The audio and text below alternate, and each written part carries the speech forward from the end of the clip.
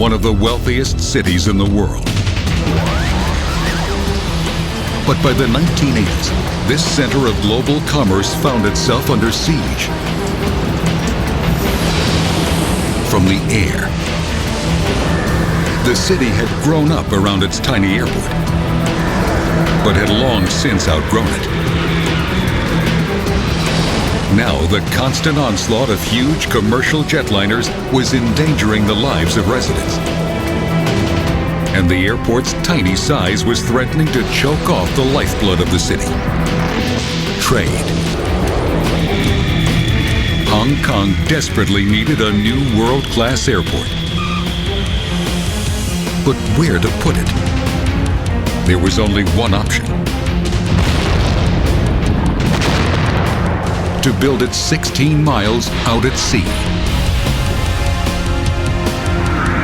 But that would require the largest engineering project in history.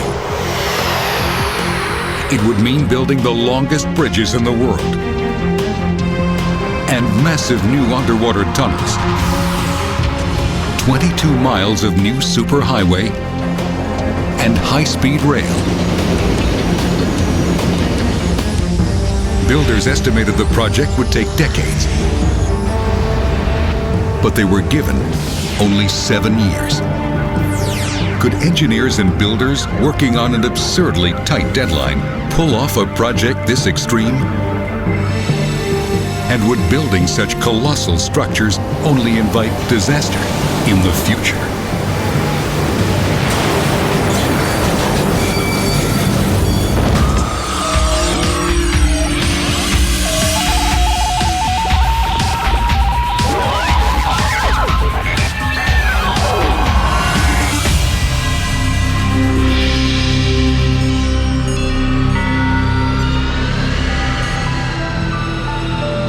July 6, 1998.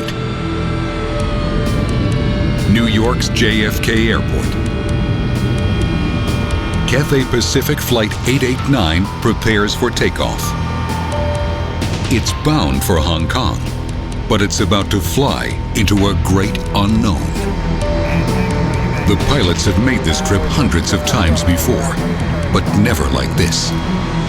Because even as the plane lifts off in New York, in Hong Kong, the airport suddenly goes dark. It's not a power failure. This is an historic event. The culmination of nearly a decade of furious planning and construction. Hong Kong has just shut down one of the world's major international airports. And with planes en route, is moving the entire operation, staff and equipment, to a new one in only 7 hours. It's the final hurdle in a 7-year race to complete the largest, most ambitious civil engineering project of the 20th century. It all began in the 1980s. When Hong Kong faced a critical turning point.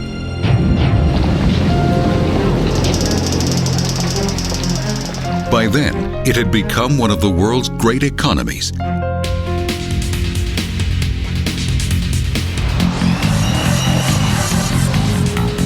But these towering skyscrapers masked a glaring weakness. Kai Tak Airport. Dangerous and outdated, the airport sat crammed in the heart of the city.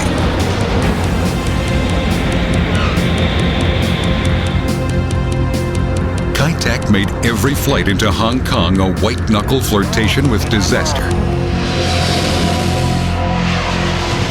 forcing massive jumbo jets to steer past mountains and skim the tops of apartment buildings in order to reach the tarmac.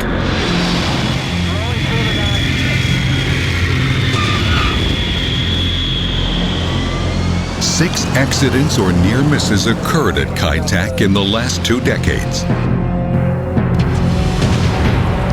In this accident in 1993, the plane overshot the runway, injuring 22 and killing 2. And there was another enormous problem: cargo. The airport had only one runway. It had become a major bottleneck to global trade. Hong Kong could not continue with its existing airport in terms of passengers, and even more important in terms of cargo. Hong Kong is the biggest international airport in terms of cargo in the world. With billions of dollars at stake, Hong Kong needed a new airport. But where? The city was jam-packed, without a shred of available land. There was only one possibility: build the airport at sea. The proposal was mind-boggling. It called for the creation of a new island in the South China Sea. On that island, a massive new air facility, capable of handling the world's largest jets and the single largest passenger terminal on Earth. But this massive airport was itself only a small fraction of the overall project. To get passengers and freight to and from the airport quickly, the plan also called for 22 miles of new superhighways and tunnels, and a new high-speed rail system, as well as the world's longest double-decker suspension bridge. Hong Kong's planners knew that without a new airport, the city would soon no longer be competitive in the global marketplace.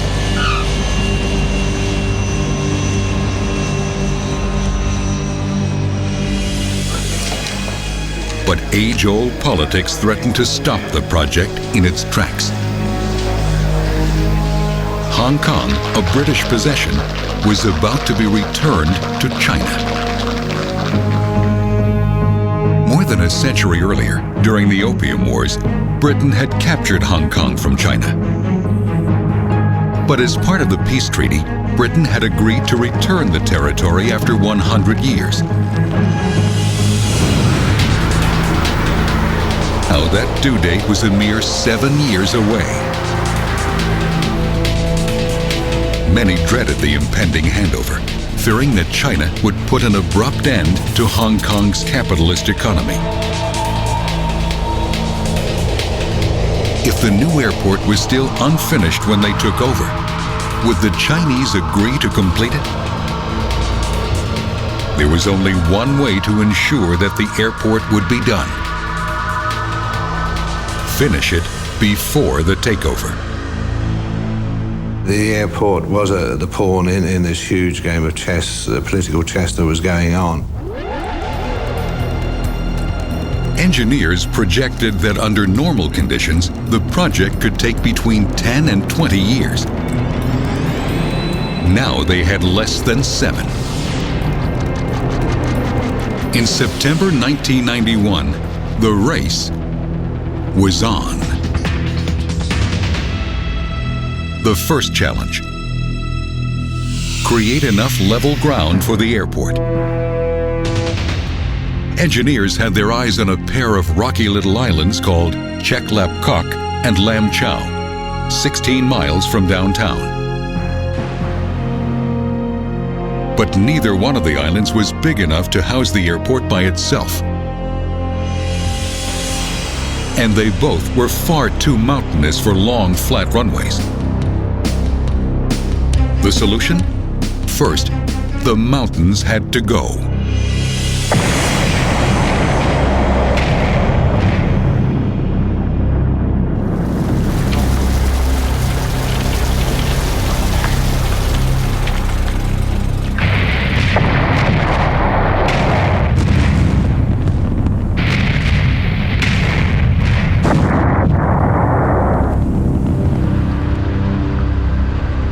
towering heaps of blasted rock as far as the eye could see, an army of workers was brought in. Their mission? Move 200 million tons of rock.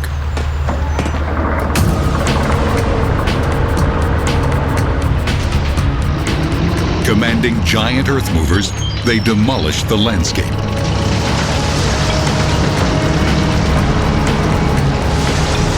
Carting away hundreds of millions of tons of rubble.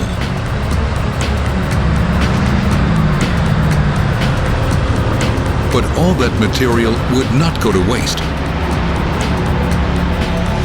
It would soon be recycled as fill to turn the two small islands into a single larger one. But before that could happen, the sea floor needed to be cleared. For this task, a fleet of the world's largest underwater dredgers arrived on the scene.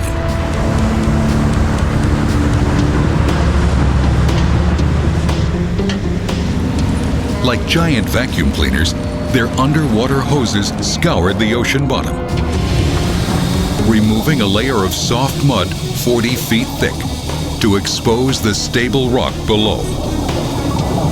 The cleared seabed provided a solid base for what was to come next. A layer of sand, followed by the pulverized remains of the island's mountains.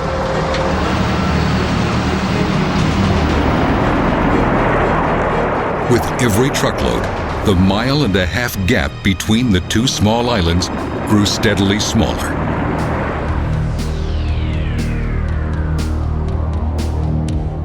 Everybody was under extraordinary time pressure.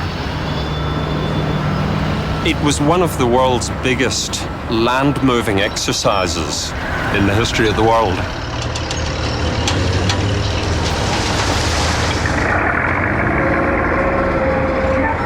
Working day and night, inch by inch, workers on land and sea slowly turned two islands into one. By the time they finished, the workers had moved 600 million tons of earth, enough to fill the Roman Colosseum 200 times over.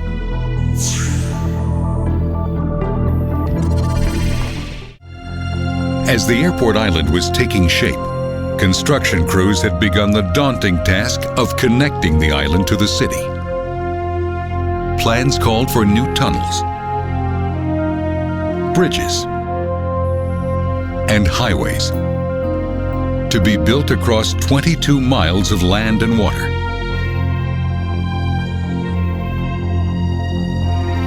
Almost immediately, engineers ran into a problem: finding a way out of downtown across Victoria Harbor. Two automobile tunnels had already been built in the harbor decades earlier, but they were now overloaded with traffic, sometimes causing 2-hour traffic jams at rush hour. A third, much larger tunnel was needed. It had to be wide enough to carry 6 new lanes of traffic and long enough to span the 1-mile underwater crossing. Engineers devised a plan to assemble the tunnel underwater from mammoth concrete and steel sections. The sections were manufactured at a harborside quarry 10 miles from the final tunnel location. Each one weighed 35,000 tons when finished, as heavy as a fully loaded ocean liner. When a section was completed, builders capped both ends with watertight seals and then flooded the quarry.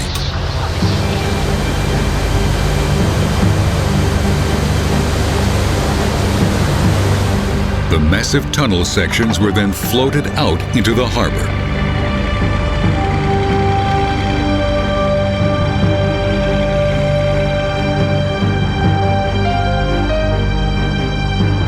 once at the final location, the seals were broken, flooding the section and causing it to sink. Powerful hydraulic jacks pulled the sections together and created a watertight seal. Then, builders made the final connections from the inside, and the tunnel was complete. It lay more than 50 feet underwater and stretched for more than a mile, connecting the busy island of Hong Kong to the mainland.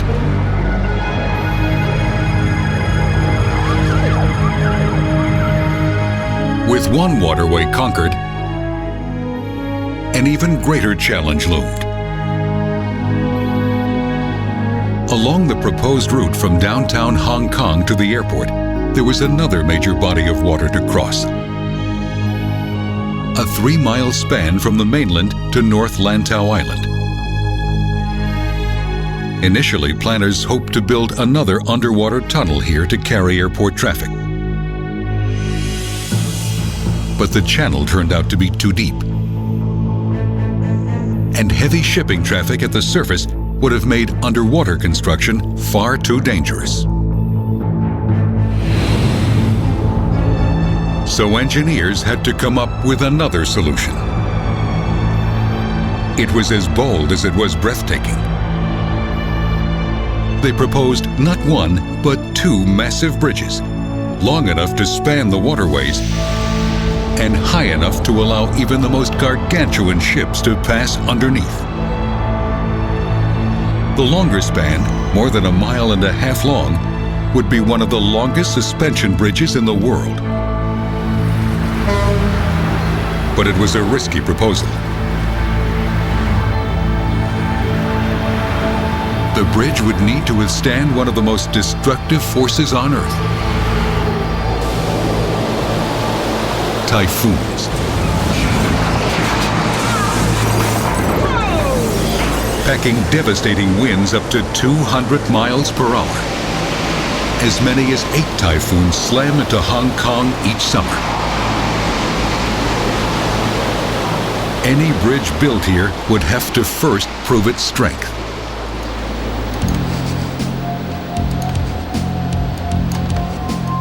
To understand how winds would affect the structure, engineers first created computer models.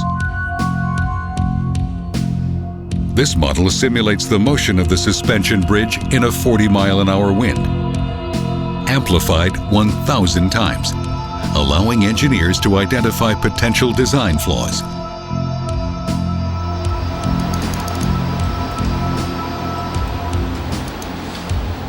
Using the data collected, engineers next built a detailed scale model.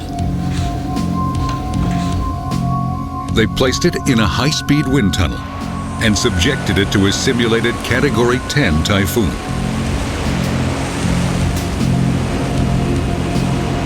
The results were disturbing. The bridge would become dangerously unstable in high winds. Designers couldn't make the bridge any shorter, so they made it heavier. Below the main roadbed, they added a lower deck for trains and 2 more lanes for traffic. This design stiffened the bridge. It solved a potential problem and added capacity. But for the builders, the design raised the stakes. Now they had to build the largest double-decker suspension bridge in history, with no extra time to do it.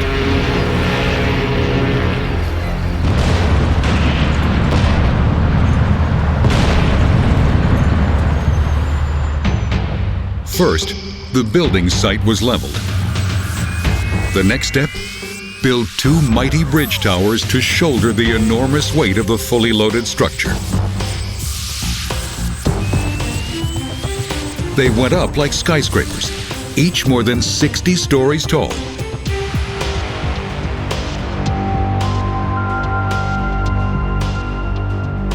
From these dizzying perches, heavy steel suspension cables would need to be hung to support the massive road deck. But the giant cables needed to be 3 feet in diameter, and each weighed 15,000 tons. Because of their massive weight, the cables could not simply be assembled on the ground and then hoisted into place.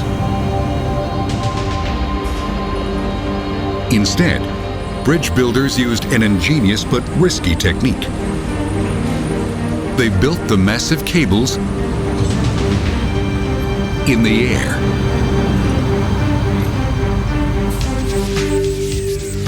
Two spinning wheels shuttle several small strands at a time back and forth across the towers, each pass adding girth to the massive cables.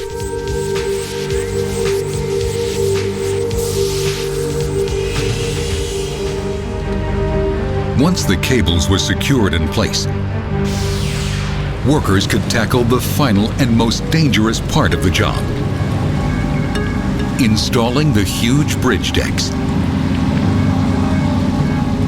Each prefabricated section weighed 1,000 tons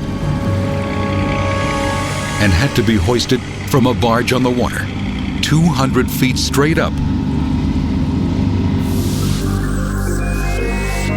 Starting at the center and working out toward the towers, builders painstakingly raised each deck section into place. Finally, 5 years after the project began, the bridge was complete.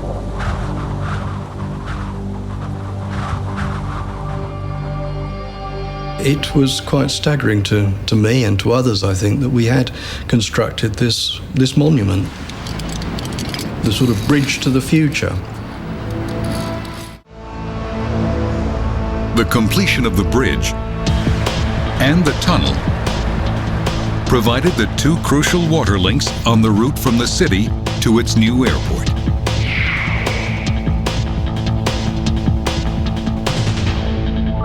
But those 2 links needed to be connected to each other.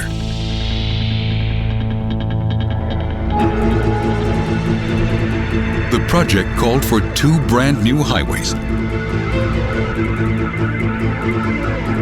The first, the Kwai-Chung Expressway, would take traffic from the tunnel 6 miles down the coast all the way to the new bridge.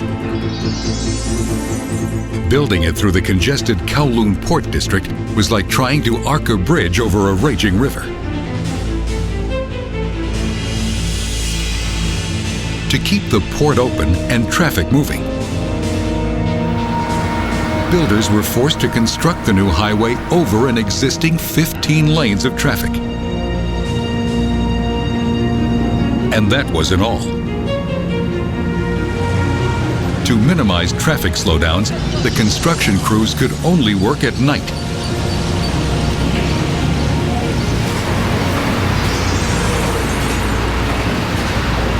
Road crews raced to bolt together Hong Kong's first ever highway in the sky.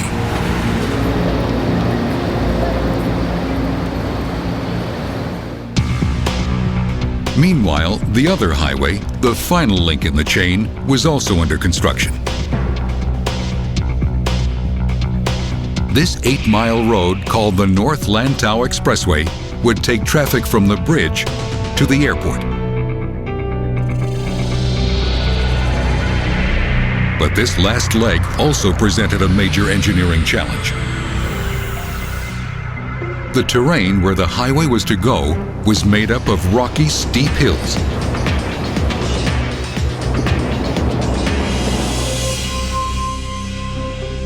So engineers came up with a novel solution. They decided to extend the coastline out into the bay by more than a half-mile. The highway, rail, and the airport's power lines would travel over this newly created level corridor. Builders dumped more than 25 million tons of rock into the ocean. Enough stone to build a 5-foot-high wall from Washington, D.C. to San Francisco. As a consequence of the high level of activity, We actually crammed into 4 to 5 years, 10 to 15 years of work effort. When this final link was finished, the route would be complete. A brand new thoroughfare winding its way from the airport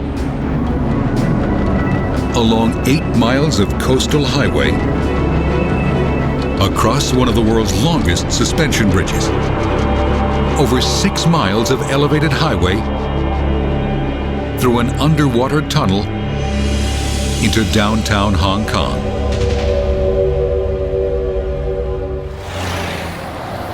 And yet, it wouldn't be enough. The new route would be great for cars and trucks, but it would do nothing for the 2.4 million people who use the subway.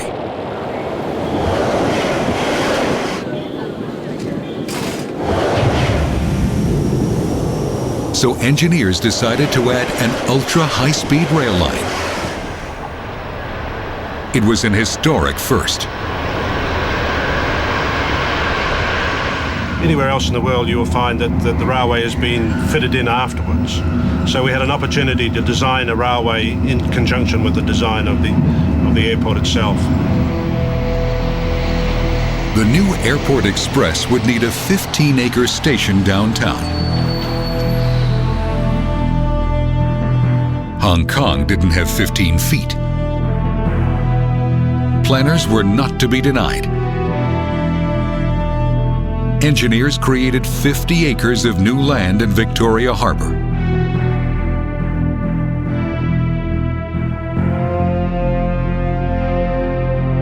In only 2 years, the new station rose out of the ground.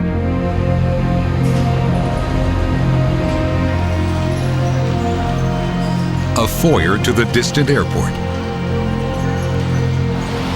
Here, passengers could gather, check their bags onto their flights, and settle in for a 20-minute ride. Beneath the harbor, across the bridges, along the coast, and step off the train inside the world's largest passenger terminal.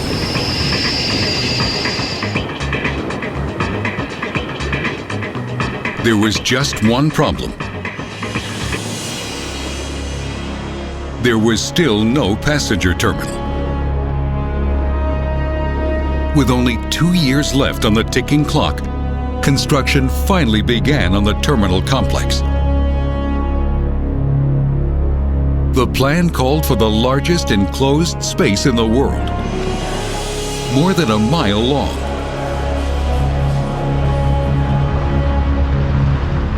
But as builders began work on the terminal's massive foundation, they made a chilling discovery. Ocean tides were forcing groundwater up into the foundation. If not corrected, that groundwater would push the terminal off its foundation. All 6 million square feet of it. Engineers knew they couldn't fight the force of the tides. They needed to find a way to secure the building against that steady pressure. Using massive hammer drivers, they pounded huge concrete piles into the earth, each weighing 25 tons. The piles went through the landfill down to the ocean floor, effectively nailing the terminal to the bedrock.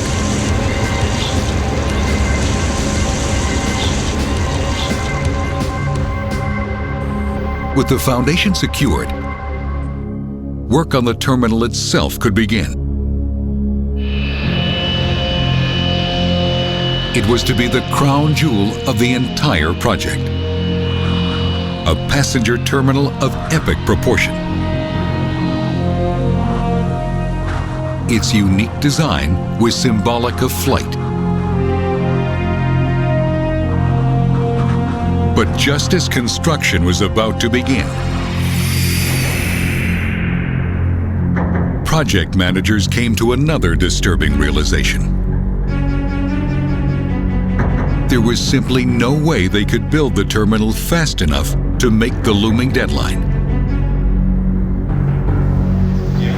Project managers were forced to enter a new series of negotiations with the Chinese, who were getting ready to assume control of Hong Kong in less than 2 years. While negotiations continued, engineers pressed ahead with the daunting task of raising the terminal roof. Luckily, the design itself was remarkably simple.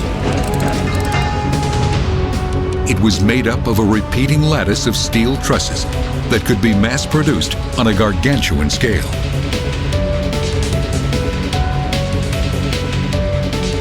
Builders set up an enormous assembly line to build 136 identical roof segments,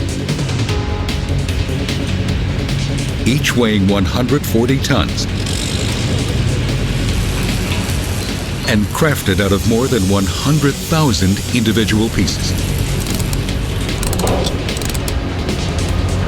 But the roof segments were so large, they couldn't be moved with existing equipment. So engineers came up with this. A behemoth robotic transport crane, piloted by a single operator with a remote control.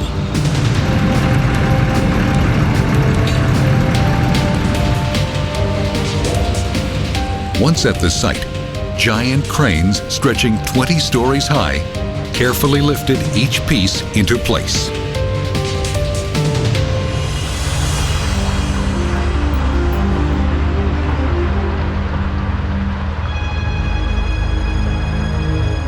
On the other side of the island, workers erected the airport's air cargo terminal. A state-of-the-art facility, it was designed to handle the flood of containers that would pour through the airport every day. July 1st, 1997. The day of the handover is here.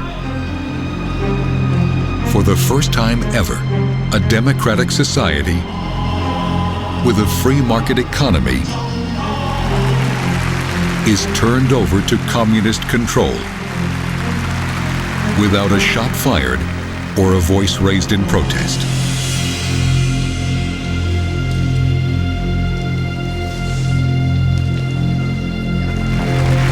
But there's a hitch. The airport is not finished. And now China is in the driver's seat. Engineers are afraid that the Chinese will pull the plug and abandon the project so close to completion. They do not. Realizing that the airport is crucial for Hong Kong's survival, the Chinese agree to 1 additional year to complete the project. But construction teams know that's not enough time.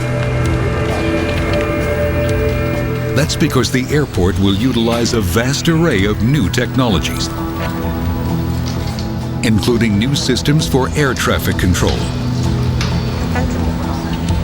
flight information, customs screening, and security. The 1-year deadline leaves insufficient time for testing these new systems. But on July 6, 1998, time was up. 7 years of round-the-clock construction, a $20 billion price tag, and 10 million man-hours had come down to this. One final challenge, perhaps the most ambitious of all. Shut down the old airport, divert all traffic, pack up staff and equipment, and relocate to the new airport in just 7 hours. Meanwhile, thousands of miles away, Cathay Pacific Flight 889 crosses over Hawaii. If all goes according to plan, it'll be the first plane to touch down at the new airport at 6:30 a.m. But for now, it's a Hail Mary pass. Because the new airport is still not operational. At 1:17 a.m., the runway lights at the old Kai Tak Airport are switched off for the last time. Goodbye, Kai Tak, and thank you.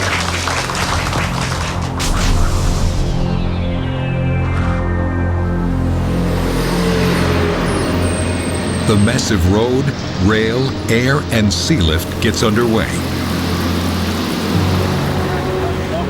It will take more than 800 trips to ferry the critical contents to the new Hong Kong International Airport.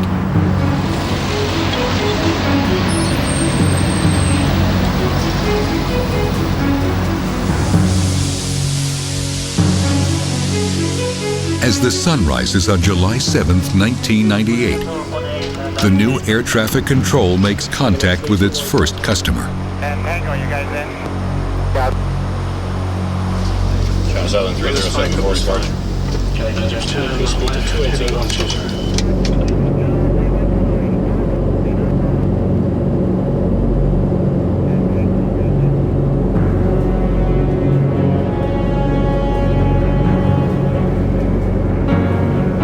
At 6:25 a.m., Flight 889 touches down on the north runway.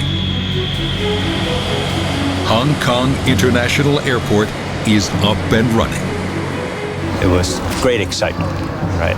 This was the very first aircraft that landed with passengers. Everybody is very happy, very celebratory mood. But elation quickly turns to concern. One of the critical systems suddenly gives out, wreaking havoc in the passenger terminal. It's the flight information system. Monitors go blank. Aircraft gate assignments tangle. And thousands of passengers are delayed. And that's not all. Across the tarmac at the air cargo terminal, things are even worse.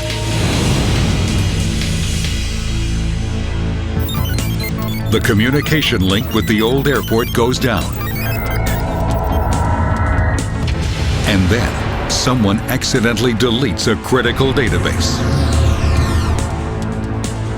The most technologically advanced airport in the world is now forced to sort all cargo by hand. But they can't keep up. Soon the tarmac is packed. The airport is forced to turn away 55,000 tons of freight. It's a discouraging opening day. Within weeks, passenger numbers begin to climb. Things are almost running smoothly. More than 500 flights arrive or depart each day, double the traffic handled by Kai Tak at its busiest. The cargo terminal also gets the kinks out. Just as planned, the vast maze of fully automated lifts and cranes moves, sorts, stacks, and transfers more than 4,000 tons of cargo a day. Everything from lobsters to helicopters. Life was returning to normal for the young airport. Until Mother Nature came calling. Only a year after the grand opening, Typhoon Sam slammed into Hong Kong. Winds gusted over 100 miles an hour. Right in the middle of the storm, China Air Flight 233, carrying 315 passengers, began its final approach. the plane had already tried once to land, only to abort and return to the skies. In a fateful decision, the pilots attempted another landing.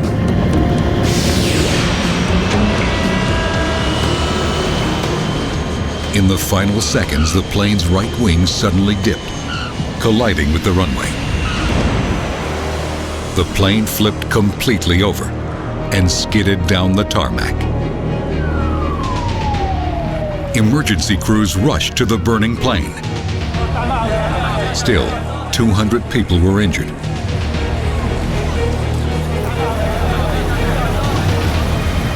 And 3 died.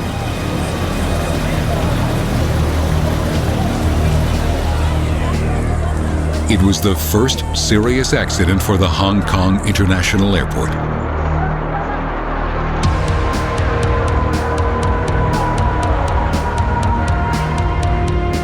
It led to stricter flight rules and beefed up weather radar.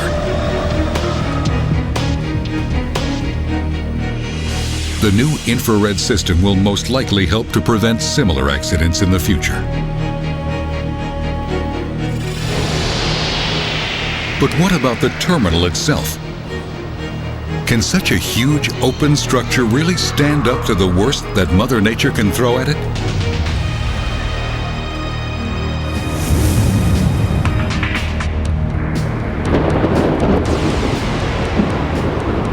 The year is 2010. A Category 10 typhoon with wind speeds up to 200 miles per hour bears down on Hong Kong. The storm's track has it making a direct hit on the airport. Emergency plans go into effect. Air traffic control diverts incoming planes to other airports, and outgoing flights are canceled. But now there's an even greater concern. The hollow glass terminal building now seems like a sitting duck. Engineers worry that the building could be ripped right off its foundations.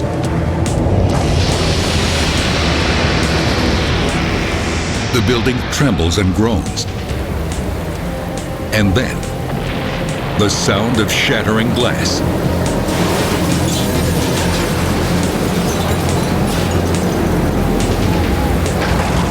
It's a terrifying occurrence, but it actually relieves the pressure from the wind.